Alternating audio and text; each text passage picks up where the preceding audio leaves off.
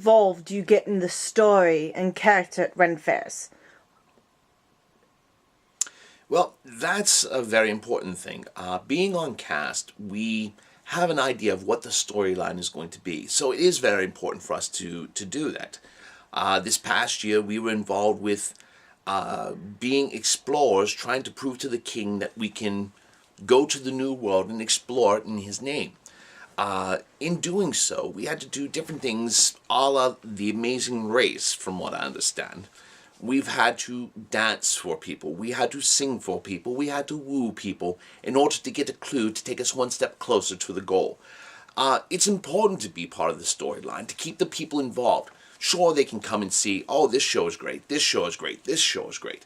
But we want to make sure that they believe that this village is a living, breathing village. And taking the storyline from point A to point B at the very end, it's very, very important. Also, we have our traditional eating and drinking vessels. We aren't going to be standing around with styrofoam or plastic or anything like that at all. It's very important to use time period drinking vessels there. Does your love for the Renaissance time period filter into your everyday life?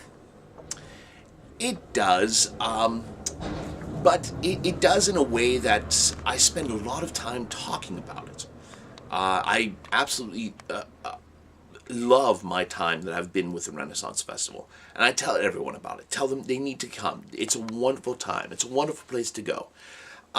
Sure, yes, we have quite a few swords. Here's one of my swords here.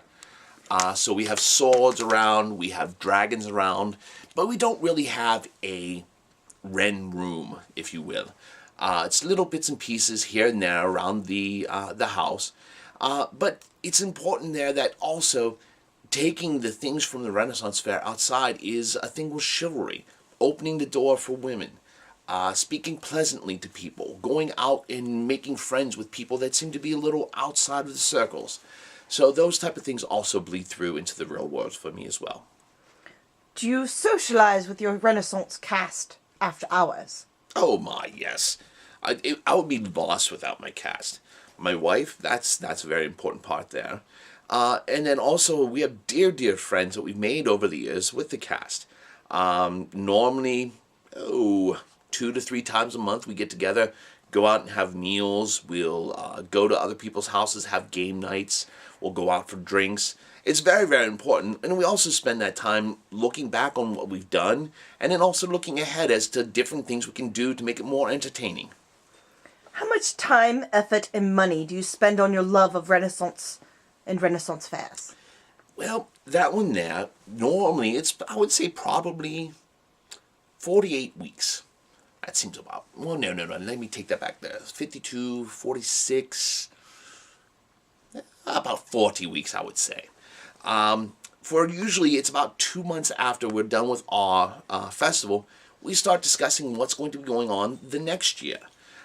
Start planning ideas, figuring out what characters we want to portray.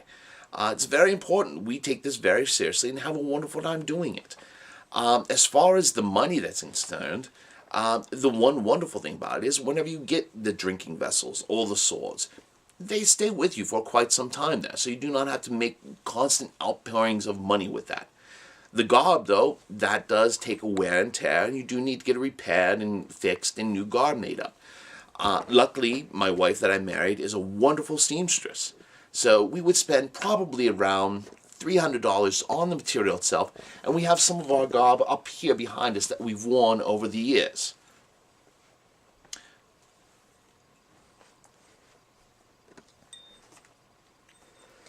How knowledgeable are you about the Renaissance period? Is historical accuracy important to you? Historical accuracy is important. As I said myself, playing Sir Francis Bryan, he was an actual person. Whenever we prepare for the season, we go back and we'll look up their histories, who they were friends with, who their family was. And it's important to make that and get a feel for who you would be drawn to at the festival. That's very, very important for us and enjoyable as well. Sure, there are other festivals that they go around and, oh, we're fantasy kings and we're fantasy princesses. Sure, that's somewhat fun, but it does not have the fun and enjoyment of actually dealing with historical figures that Oz does. How do you fare? How do you feel you would fare if you were dropped to it?